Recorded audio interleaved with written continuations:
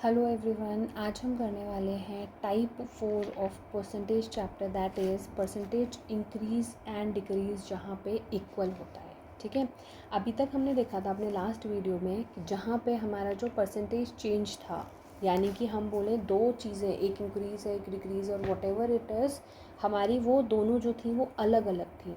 But अगर हमारी दोनों सेम हो जाती हैं तो दैट मीन्स हमारा फॉर्मूला चेंज हो जाएगा। हमारा नेट परसेंटेज का फॉर्मूला क्या था?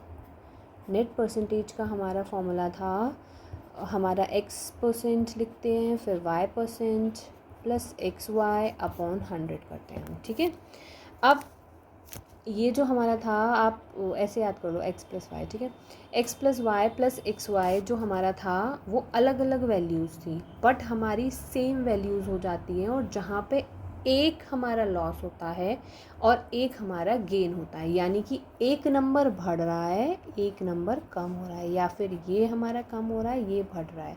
अगर ऐसे चलता है तो एक चीज़ पॉजिटिव होती है एक चीज़ नेगेटिव होती है, तो ये कहीं ना कहीं दोनों कैंसिल आउट हो जाती है।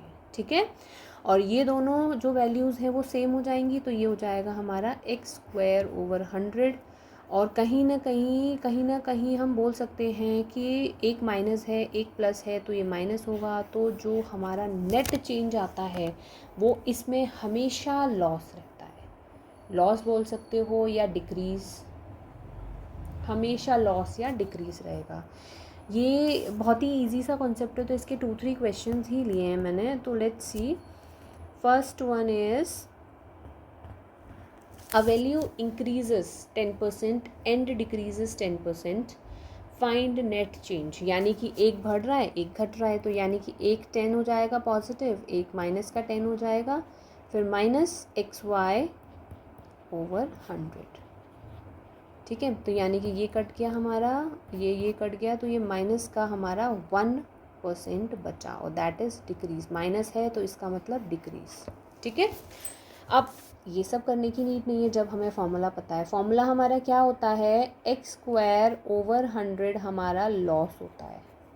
ठीक है, तो x² क्या है हमारा, 10 × 10 / 100, यानी कि हमारा 1% लॉस हो। ठीक है, अब इसने बोला है पहले ये इंक्रीज़ हुआ है फिर डिक्रीज़ हुआ है। ऐसा भी हो सकता है कि पहले डिक्रीज़ हो फिर हमारा इंक्रीज़ हो, कोई फ़र्क नहीं पड़ता, बिकॉज जो हमारा नेट परसेंटेज चेंज है वो इंडिपेंडेंट होता है ऑर्डर का। यह हमने पिछले लेक्चर में भी मैंने आपको बताया था। नेक्स्ट क्वेश्चन इज़, पहले जो सैलरी है वो उसकी बढ़ी है फिर सैलरी कम हुई है, बट दोनों सेम हैं। दोनों सेम है तो फॉर्मूला क्या हो जाता है, दिस इज़ 20 × 20 / 100। ठीक है, यानी कि 4% लॉस हो जाएगा। अगर नेगेटिव आ रहा है साइन तो नेगेटिव मीन्स हमारा लॉस हो रहा है। Next question is, price rises 25% and decreases 25%, यानी कि एक जगह बढ़ रहा है एक जगह कम हो रहा है और सेम परसेंटेज है, तो फॉर्मूला क्या हो जाएगा फिर से, यानी कि माइनस है तो यानी कि डिक्रीज़ है। और 25 × 25 क्या होता है, 625। 625 अपॉन 100 हमारा हो जाएगा, तो ये हो जाएगा 6.25% डिक्रीज़। हमेशा लॉस होता है इस केस में। ठीक है, लॉस इसलिए होता है क्योंकि एक वैल्यू पॉजिटिव है एक वैल्यू नेगेटिव है, दोनों का प्रोडक्ट करेंगे तो वो हमेशा माइनस आएगा। ठीक है, okay, that's all for today, thank you.